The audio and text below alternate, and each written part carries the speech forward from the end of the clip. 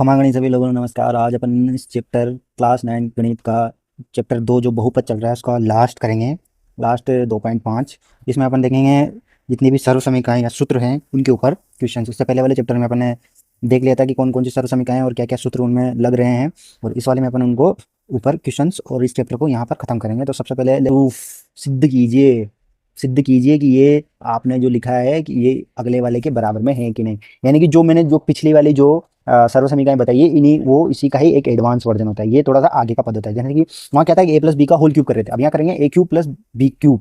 यानी कि अब इसको करेंगे, इसमें दिया हुआ है कि सिद्ध कीजिए a cube plus b cube यानी कि x cube plus y cube equal to x plus y कोष्टक x square minus x y plus y square. इसको क्या करेंगे, अपन पहले एलएचएस से शुरू करते हैं। एलएचएस से शुरू करेंगे तो x cube plus y cube, ठीक है। बीच में क्या करेंगे, एक्स के कुछ पदों को जोड़ देंगे और कुछ पदों को घटा देंगे। उससे क्या होगा कि अपन को एक टर्म्स मिल जाएगी जो एक्स वाई है ना, ये लाना है अपन को, एक्स वाई लाना है। अब एक्स वाई कैसे आएगा, जब अपन एक्स वाई के पदों को जोड़ेंगे और एक्स वाई के पदों को घटा देंगे। अब क्या किया कि एक्स स्क्वायर वाई एक बार जोड़ दिया, एक्स स्क्वायर यहाँ पे देखो, यहाँ पे क्या किया एक्स स्क्वायर वाई एक बार जोड़ दिया, ये एक माइनस एक्स स्क्वायर वाई एक बार क्या किया घटा दिया, तो इससे ये कट जाएगा तो कोई फर्क नहीं पड़ता। यानी कि समीकरण अभी भी ऐसे ही, ऐसे एक्स माइनस वाई स्क्वायर एक बार जोड़ दिया, एक्स माइनस वाई स्क्वायर एक बार घटा दिया, इससे भी ये कट जाएगा तो कोई फर्क नहीं पड़ेगा। यानी कि ये पदों से कोई फर्क नहीं पड़ रहा क्योंकि अपन ने एक बार जोड़ दिया एक बार घटा दिया। अब समूह बना लेते हैं। अब समूह बनाएंगे तो क्या होगा कि एक्स के पदों का एक बार एक्स स्क्वायर के पदों के साथ समूह बना लेते हैं, यानी कि x cube x square y minus x square y, यानी कि ये एक बार इसके साथ पद बन गया। ऐसे ही वाई के साथ इसका एक बार पद बना लेंगे। अब क्या करेंगे,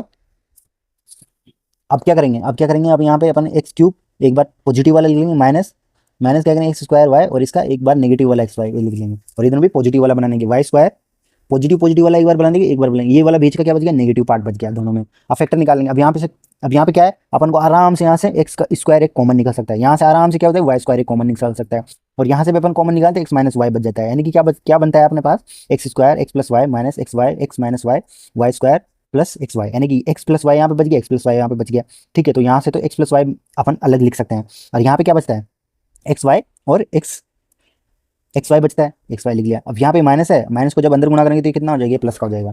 होगा कि नहीं होगा, जब इसको इसको अंदर मल्टीप्लाई किया जाएगा तो ये भी क्या बन जाएगा फिर एक्स प्लस वाई, यानी कि एक्स प्लस वाई सारी इक्वेशन में से कॉमन आ सकता है। यहाँ से बचता है एक्स, यहाँ से बचता है ये, और यहाँ से क्या बचता है एक्स वाई।